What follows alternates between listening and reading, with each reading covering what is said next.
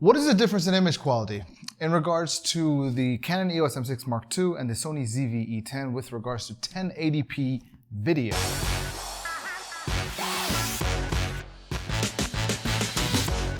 Hey folks, welcome. My name is Belal Khan, marketer by profession, media by passion. So this is my GH5 just for good measure.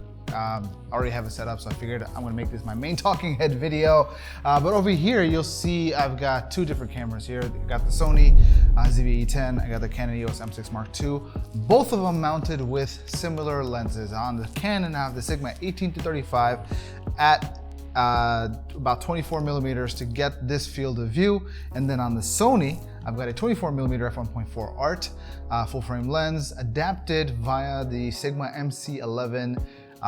And both of them are set to autofocus. Both of them have standard picture profile, and they're both set to f2.8, ISO 800. And right now, as of this moment, both of these cameras, as well as the GH5, is recording at 4K.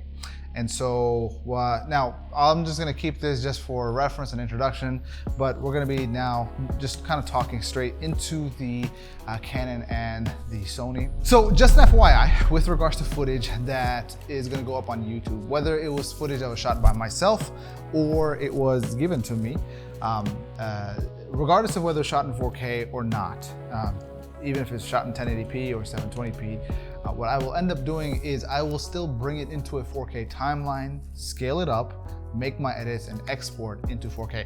Now, if all the footage I'm dealing with is not mixed, meaning like it's only 1080p, then I'll edit in a 1080p timeline, but I'll still export to 4K. So this way, whenever it goes on YouTube, it might play back in 4K, but it's upscaled 1080p 4K. And in my experience, the image quality that, like when you take 1080p, upscale to 4K, put it on YouTube, and you watch that in 1080p, that 1080p tends to look a little bit better than footage that is just straight 1080p. Why would you, though, want to record in 4K as opposed to 1080p? For things like social media, right? So for the example, some of the work that I do, we produce material that's used for education, adult education online. And so as part of marketing and promoting that, we leverage platforms such as TikTok and Instagram and Facebook, where we'll take material that was from the program itself and take segments of that. And so if we take say a vertical crop such as this in 4K mode, it'll still be higher resolution than 1080p. We even might scale it down to 1080p, and it looks like a really good 1080p clip. This is 1080p video for both the Sony as well as the Canon EOS M6 Mark II. Now, in my experience, I don't think I've ever shot 1080p on the Sony videos. Sony video cameras. I haven't had a need to, and it's not the reason why I bought it. When it comes to the Canon though, I have found myself on multiple occasions shooting in 1080p out of necessity.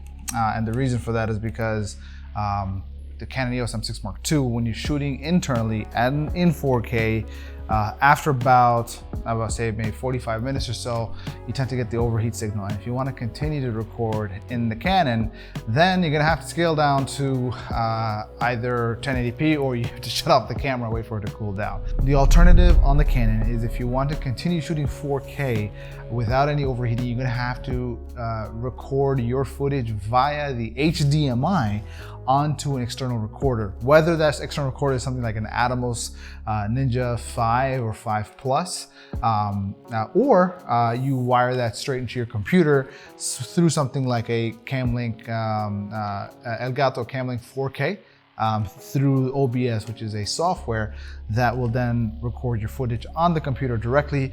Then you kind of bypass the whole overheating issue, and through HDMI on the Canon, you bypass also the whole 30-minute record limit. Now the Sony doesn't have any such issues. I have probably now done several hundred hours worth of recording on all three of my Sony ZV-E10s. I've got one right here, got one here, got another one over there. And I've been using these for producing seminars and educational content. So, and it hasn't run, I haven't had any issues whatsoever. When it comes to powering the Sony, I power it through the USB-C, through just right into the wall outlet, so I don't have to worry about the battery at all. In all of my time of shooting, since I've had this camera, it's been several months now with several hundred hours. Maybe not several months, probably close to like 6 or 7 months now. And no issues, really. I've been very happy, very pleased with this camera. I'm trying to think of a downside with regards to video on the Sony, and I can't think of anything. One of the other major perks of the Sony in 1080p mode is the fact that you get picture profiles. In this test, in this comparison, I'm not gonna do that because I don't think it's necessary. Standard picture profile is great, especially if you're not looking to do anything. But other than that, the only other picture profile that I shoot on the Sony is picture profile 10, which goes into HLG3. And that gives me a little bit more latitude in terms of being able to grade. Same thing with the GH5 that I'm recording on right now. I don't shoot in Vlog because I haven't purchased the upgrade, but HLG on the GH5 at 10-bit video seems plenty enough. So that's been great. This here is ISO 6400. Instead of adjusting the shutter speed, I just went ahead and boosted the, closed up the iris to f8. So you're gonna have a really nice, sharp, clean, beautiful, colorful background. At the same time, it's still not gonna give you that, it'll still look good. The shutter is 1/60, just bumped it up a little bit. F8, so this picture should be super, super sharp. So whatever image you're gonna be seeing, the lens is not gonna be an issue. So there's plenty of, plenty of light coming in here. So just wanted to kind of showcase that. This is what it looks like. Actually, quick tip, a hot tip with regards to lenses. So when you're first starting out, whether you get your Canon, Sony, or Panasonic, you're gonna be lacking in the lens department. And so in order to kind of figure out what kind of lenses you want, what kind of focal length you're happy with, especially when you're first starting out, you're gonna wanna look into and explore vintage lens options. Vintage lenses are super cheap, especially in the 50mm category range. They are, I mean, probably within $100, you have like hundreds of lenses to choose from. But if you're first starting out, maybe 3 lenses you want to consider getting for yourself. Get yourself a 50mm for sure.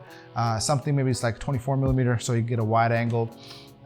In addition to that, an 85mm is going to do you wonders. As well as a 135mm, but get them vintage. Get a maybe Canon FD, Pentax, Super Takumar, SMC type, and there's a lot of great YouTube channels, vintage lenses for videos, an excellent YouTube channel. Mark Holtz, he's got some really good video showcasing specific lenses. I've got a couple of vintage lens reviews here on this channel as well, so definitely worth checking out. But the hot tip that I have is whenever you're using a vintage lens or even a modern lens is whatever the widest open aperture is, open it up, stop it down by maybe like 2 stops. So if it's like an f1.4 lens, so 50mm f1.4, or even a 50mm f1.8, if you bring it down to like an f2.8, when you like close up the iris just a little bit, the image is gonna sharpen up like real nice. And usually the sharpest image quality is going to be between like f5.6 to f8 on any lens. So this image right here is f8. It's going to give you the crispest, cleanest image possible, especially coming from high quality, top of the line Sigma style lenses. Again, this is the Sigma 24mm f1.4 art lens for EF adapted via MC11 on the Sony, and the Sigma 18-35 f1.8 for EF adapted to the Canon EF-M mount via an adapter from Viltrox. And again, this is the image quality that you're gonna get. Now, let's bump this to, compare this also to 4K using the same image settings, just a higher resolution. So here we are, this is now 4K resolution. on both the Canon and the Sony. We're recording at f8, 4K resolution, ISO 6400 with shutter 1/60. This is what the image should look like. Just in comparison, I wanted to showcase to you what the image quality difference ends up looking like, even on the Panasonic. Just as so, right now we're looking at the Panasonic f2.8 through the Metabones. What's it called? The Metabones XL, the 0. So it's a Metabone speed booster, 0.64 or 6.8, whatever the thing is, the for full frame lenses that they have on the Micro Four Thirds mount. I'm actually going to go ahead and stop it down from f2.8 with the Metabone speed booster, brought it down to f1.8, and I brought it back to f2.8, which is probably closer to like an f4. And this is what the image quality difference is. This is the stop down version. This is the wide open version. Do you see a difference? This is on the Panasonic, but the thing that I want to showcase right now is the difference in image quality and sharpness potentially between the when it's wide open versus when it's stop down a little bit. And this is the same thing here. Maybe we can kind of do a quick comparison. We are in 4K again on both these, but what I'm going to do is I'm going to open the aperture wide open from f8 to f1. From f8 to f2. That's what I'm going to do. We're at f2. Why am I not wide open? Simply so that I can have matching images. The Sigma 1835 is f1.8 wide open at f2. It's close. It'll just be slightly a tad bit sharper at f2 versus f1.8. And this f1.4 lens, this is going to be, it's very close to the Sigma 1835 in regards to image quality, but instead of 1.4, it's f2, so that we have a matching depth of field and light transmission, theoretically, between the two lenses. So this is what the image looks like. We are now in 1080p mode on both the Sony as well as the Canon, still f2. Almost a wide open stop down, giving the greatest light image quality. I honestly feel like the image quality personally between the two cameras is very comparable in 4K mode.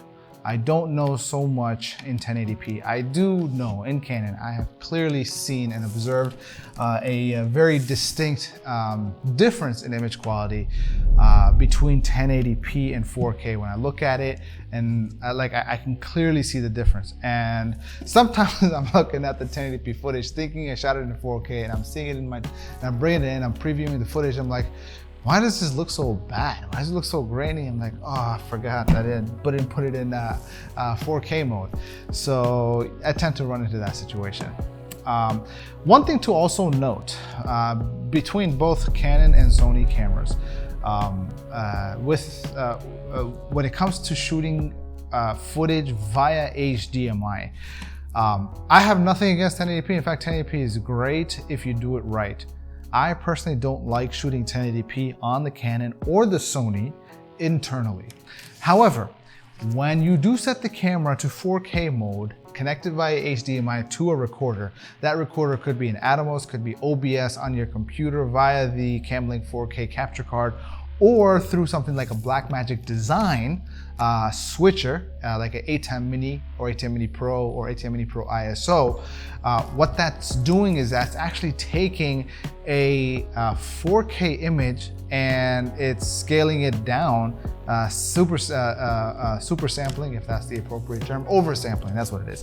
It's oversampling 4K, to my understanding. I may be wrong. If I'm correct, if I'm wrong, do let me know in the comments below. But from what I understand, it is oversampling that 4K down to 1080p. So you're getting a really crisp, clean 1080p footage when you're doing it via HDMI. And that way, at the same time, you're also not having to bog down your computer with regards to the image quality that, with regards to even processing, not even image quality, but processing.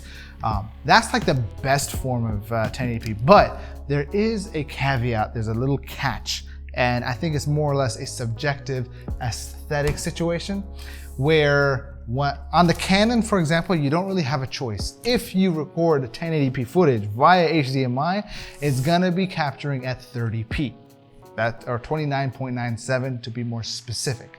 But On the Sony, you do have the option of outputting to 24, but you get the best results when you set it to 30p or 29.97, even on the Sony, especially in a situation like when you're doing a multicam live edit switch using something like Blackmagic Design. The challenge comes in is when you're mixing 24p and 30p footage together. I know on the Blackmagic Design A10 Mini Pro, whenever you're feeding it 24p footage and you're telling it to switch between the two, it tends to have this sort of weird lag. And to avoid that, you do it by simply setting your camera to 30p. So just a rule of thumb, to get the best image quality, 1080p image quality specifically, that's oversampled from 4K down to 1080p through an external recorder, then know that your best option is to be at 30p. I hope you guys found this video helpful. Not really structured presentation, but more or less just an exploration in the various modes. I don't shoot 1080p. I like the image that comes out of 4K. I like the higher resolution. You also get a higher bit rate. You get a sharper image, less. One of the key factors that you get in 4K over 1080p is that visually there's less noise grain.